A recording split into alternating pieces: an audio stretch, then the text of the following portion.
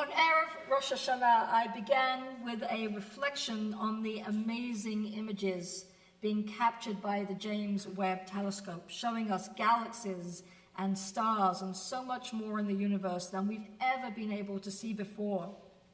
It was an invitation to think differently about what these Yamim Noraim, these days of awe, are all about. And I concluded my remarks on Erev Rosh Hashanah thus: what if, when we pause from focusing on the minutiae of our lives and pull back the lens of the telescope to see the big picture, the awe we feel is not about the fear of punishment, but rather the mixture of veneration and wonder, perhaps with just a little of the dread that the dictionary definition of awe offered us. A reframing of our lives when we look from a different perspective. That's what these high holy days are for. The Yamim Noraim, the days of awe, are and should be exactly that. The reflective time and the pulling back the lens to look at our own lives. It's an invitation to shift our perspective in such a way as to perhaps alter our self-perception, our perception of others, and the opportunity that we have to change how we encounter all that comes our way in the coming year, and how we choose to act. Subsequent to having written that sermon, I came across an article from just a few years ago that reinforced for me the message, the gift that we find at the season, if only we fully realized its potential. A 2015 research paper entitled "Or the Small Self and Pro-Social Behavior" by Piff et al. Was summarized by the researchers in a piece that they wrote in the Sunday New York Times. They begin in the article by noting that other mammals exhibit the physiological reaction of goosebumps in response to a threat, whereas humans do so primarily as a manifestation of awe. And so the research began with them noticing that we seem to be wired that way. And they posited there is perhaps an evolutionary reason for this, which is connected in the ways in which awe switches our focus from the self-interested to the more communal. A lot of collective rituals in many faith traditions, they note, were designed to instill a sense of awe. And so they decided to try and put this empirically to the test. And here are just a few examples of the things they found over a series of experiments that they did. 1,500 individuals across the United States were asked a series of questions to assess how much awe, among other emotions, they experienced on a regular basis. In an ostensibly unrelated part of the study, they gave each of them 10 lottery tickets that would be entered for a cash drawing. If they chose, they could share a portion of them with other unidentified individuals in the study who had not received any tickets. And they found that participants who, in their self-assessment, said they felt more regular wonder and beauty in the world around them, were generally more generous to the stranger. They gave approximately 40% more of their tickets away than did the participants who expressed that they had less awe that they experienced in their lives. Some of the research was conducted on the campus of the University of California in Berkeley, which has a spectacular grove of Tasmanian blue gum eucalyptus trees, some with heights exceeding 200 feet, a potent source of everyday awe for anyone who walks by. They took participants there and they had them either look up at the trees or look up at the facade of a nearby science building for 1 minute. And then a minor accident occurred, actually a planned part of the experiment. A person coming by stumbled and dropped a handful of pens.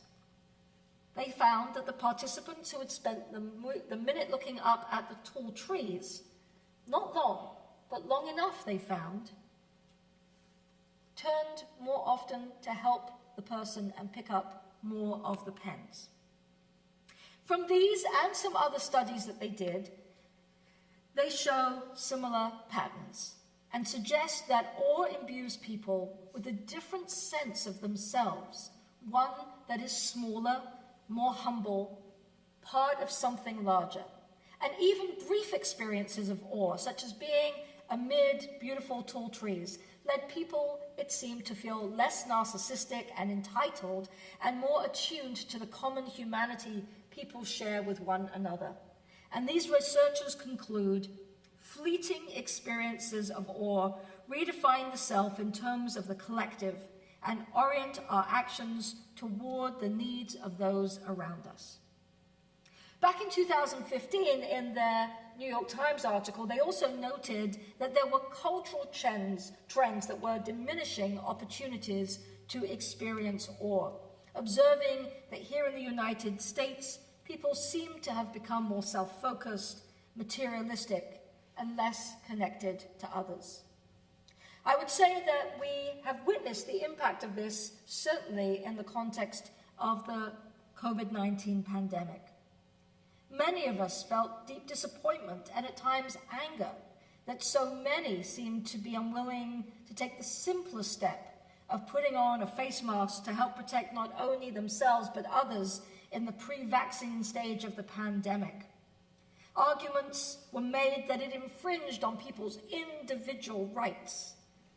But even those segments of society that understood the importance of the communal response to a global pandemic found themselves retreating from the communal.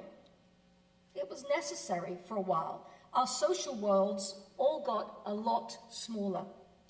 And some of that was out of necessity, and we here at the congregation were among many venues that were not willing to risk the lives of our individual members by bringing people together in certain ways until vaccines and treatments could protect the vast majority of us from the worst outcomes of the virus.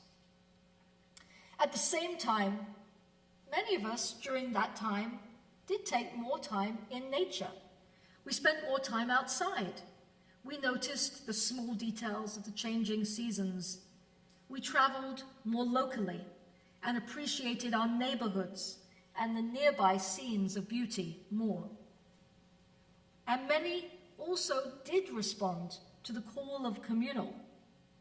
There were people who stepped up quietly to help fellow congregants through CBS Cares with phone calls and meal drop-offs. Those who responded to a request to opt back in to be part of the Oneg host team so that we could get back to providing the important post-Shabbat service nourishment that oils the wheels of informal conversation and connection between us. Those who joined a project team or responded to an invitation to share their expertise in a short-term gathering that have helped to guide our communal work as a congregation. And these are just a few of the communal-focused opportunities right here at Congregation B'nai Shalom.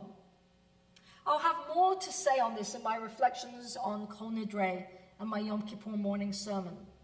But what I wanted to do this morning, which is why I wanted to leave these thoughts to the end of the service, is I wanted those of us who are present together to have the opportunity to put into practice that which the researchers, the science, and our own rather incredible Jewish wisdom traditions teach us is good for our souls and good for our communities.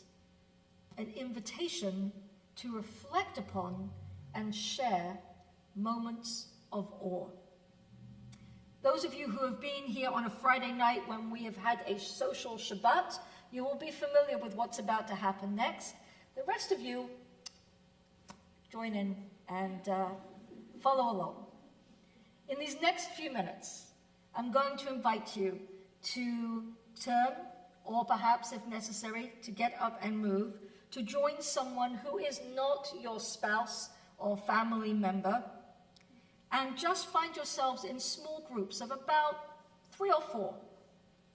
Take a couple of minutes each as you introduce yourselves to each other to bring to mind and share something with each other that instills that sense of awe in you. Let's connect awe and the communal, being together, so that these Rosh Hashanah reflections are not just some abstract thought, but something that we can act upon right here, right now. And when we've given you some time to do that, we'll bring you back together with an opportunity for motzi and a closing song. But we're going to take about 10 minutes. So please, go find yourself some people to introduce yourself to, and take a moment to share what gives you a sense of awe.